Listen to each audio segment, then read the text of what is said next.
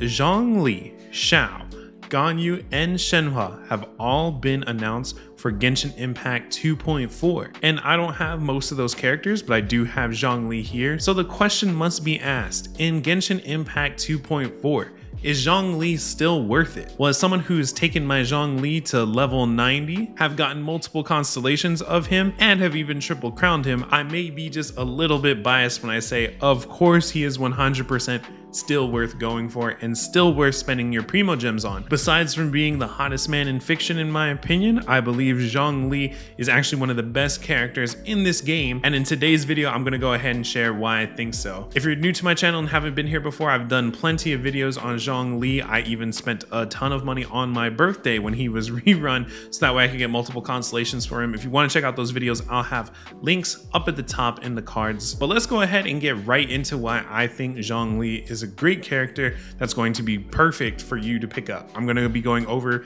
what his kit looks like, a couple different ways to build him, and also just what weapons and other things like that work for him. And I just want to say this is going to be the first video of many in a series covering Zhongli, why I love him so much, different ways to build him, etc. But without further ado, let's finally just go ahead and get right into it. So Zhongli is known for one thing in particular, which is typically his pretty insane shield. So if I look over here, Dominus Lapidus, as are most things in Genshin, when you go to read it, they tend to be entire pages long full of what is going on here. So just to basically sum it up, Zhongli has two main things when it comes to his skill. He has a press skill, which activates a stone steely here, and then the hold skill activates a shield. That shield is going to have a base absorption depending on the level, as you can see here, and then it's also going to take 27.2 max of your HP and add it onto the shield. So a pretty beefy shield. This is why you'll see Zhongli having a lot of HP, and the shield will break if it goes over that damage threshold of the max HP for it, but if it doesn't break, it'll last for a whole entire 20 seconds,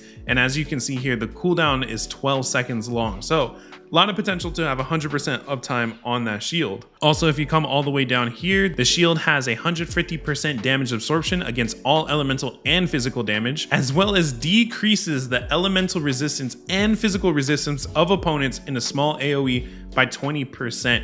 And this goes for all elements and physical damage. So an insane shred when it comes to actually having his shield out. As long as that shield is over any character, you're going to see the benefit of that. So the shield is the thing that he's most known for. When it comes to his normal attacks, not gonna lie, his multipliers, not really that high. There are people who run a physical Zhongli, and I'll get into that later, but just to let you know, his normal attacks aren't doing crazy damage for the most part. And finally, we have the elemental burst here. This is the big, insane meteor, which I love this animation. If your Zhongli is built correctly, this meteor can do a lot of damage, and it also applies petrification. So literally enemies cannot move, which just gives you free DPS. Now, when it comes to weapon for Zhongli, Staff of Homa, which I have here, I got this from the Hu Tao weapon banner that just reran recently. So I finally got this, which I was incredibly excited for.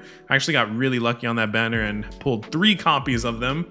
One for Hu Tao, one for Zhongli, and one for maybe a future character or a refinement. I haven't decided just yet, but Zhongli has a myriad of different weapons that he can use, which is incredible. I do think Staff of Homa is perfect for him though, because it does give an HP increase by 20%, and you get an attack bonus off of that, on top of it being a crit damage weapon, which is always extremely useful when it comes to the build of a character. I do also have a Primordial Jade Wing Spear, which is another great weapon that I've used for him, mostly as a main DPS, but overall I have to say the Staff of Homa is great, and I do think there are some 4 stars that might provide a little bit more utility, better than the Primordial Jade Wing Spear. I just really like this weapon because it's really strong, has high base attack, crit rate on there as well. Now, other 5-star weapons that do work on him, there is the Serpent Spine, which I don't have. I've seen people run that weapon on him before, and personally I don't really love running him that way, but I have some friends who just run Zhongli for shield botting and are fine with that, so that way he can have his meteor back up more than often. Now, when it comes to 4-star weapons, I'm not joking, this guy can hold almost any weapon. Now there's the Wavebreaker Fin, which will give him more meteor damage for 4-star weapon. We have the Death Match, which is what I ran on him for the longest time because I just didn't have a 5-star weapon for him for a long time. This is great if you're going for a damage dealing Zhongli. Then there's also the Black Cliff Pole, which is a crit damage weapon. Another great one for if you're trying to do actual damage with your Zhongli. Now the Favonius Lance is actually a great weapon that I've just recently found out about. I was playing on a friend's account recently who did a R5 Favonius Lance Zhongli, It was made mostly for shield bonding and to be able to keep up the time of his elemental burst, so that way he could just keep applying the petrification status. And as you can see here, it says crit hits have a 100% chance to generate a small amount of elemental particles, which will regenerate 6 energy for the character. And that's a really good passive because most of the time you're going to have a pillar out on the field. So if those hit a crit, then you'll be generating particles and energy for your team. The last weapon that I currently have in here is the Crescent Pike. I have not leveled it at all, and there are a lot of people who actually run this for a main DPS physical damage Zhongli. As a Zhongli main, I mostly prefer seeing meteor damage numbers go higher than when it comes to like normal attacks. So I haven't really tried out Crescent Pike Zhongli. That actually might be something I try out in the near future, but just to let you know, he can run pretty much any weapon. There's other weapons, even like the catch that I don't have because I don't want to fish in this game. That's great for him because it increases the meteor damage and the crit rate of the meteor. And if you're early game for a 3-star weapon, there's even the white tassel that has a crit rate weapon. And there's a lot of people who just stack a ton of HP on Zhongli because they want to have a really thick shield. So they run the black tassel, which is another 3-star weapon that you get from gacha, but it is an HP percentage weapon, which will increase his HP, thus increasing the strength of the shield. So when it comes to artifacts, there's a lot of different ways to build him out too. Like I mentioned, this is like for meteor damage. I'm running a 2-piece Noblesse Oblige and a 2-piece Tenacity of the Millilith to give you an idea of what I have. Like I said, I've invested a lot into my Zhongli. I've spent many months grinding for his artifacts. My current crit rate is at 64% and crit damage is at 201. And I personally enjoyed 2-piece Noblesse and 2-piece Millilith for his best set when it comes to doing meteor damage. There's a lot of people who also run 2-piece Noblesse and a 2-piece Archaic Petra as well. I just personally have better Tenacity pieces than the Petra pieces. Also, the Tenacity gives you an HP percentage boost. And if we look at one of the passes of Zhongli, he actually gets damage increase based on max HP. So I actually like that extra HP from the artifact set itself. Now, I also want to throw out that you can actually run the 4-piece Tenacity set. He's one of the few characters that can actually run that really well because of those pillars, and especially if you have C1 also, which I'll get into that more in a bit. When an elemental skill hits an enemy, then you get increased shield strength and the attack of the entire party are increased by 20%. Incredible passive that works great for Zhongli. And when it comes to Constellations, I've put a lot of love and investment into my Zhongli here. As you can see, I do have him C5. I'm not going to lie, I still think he's an incredible character at C0. The Constellations are more of like quality of life and actually run more so support overall. So running through them really quickly, C1 pretty much just gives you another pillar. So you only get to use one pillar down on the field at a time.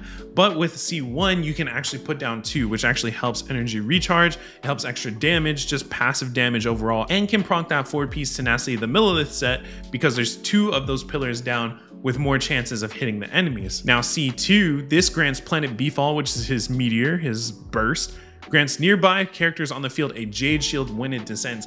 I actually think this is one of the best constellations in the game. In terms of quality of life, that is. It's not going to give you insane damage or anything like that. It literally does not increase the damage at all. But what's really nice about this is how well it works with the C1. So this is the same exact shield that you would get from doing a hold E on Zhongli. The only difference now is you don't have to do the hold, which has a 12-second cooldown. And what's really nice about that is the cooldown of the press skill for Zhongli is only 4 seconds. So what you can do when you go into a fight is you can put down one pillar with Zhongli, do a burst, and that's going to give you a shield, and then you can put down another pillar right after that because it's only a 4-second cooldown, and now you have 2 pillars up and you're shielded, ready to go. And I also want to mention that this actually works in co-op as well. So if you're doing the current event, the Energy Amplifier, and you have someone who has a C2 Zhongli, it's actually really incredible for the team because everyone will now get the same strong shield that Zhongli has. C3 as well as C5, this just increases the level of the skill and the burst, so nothing too crazy. C4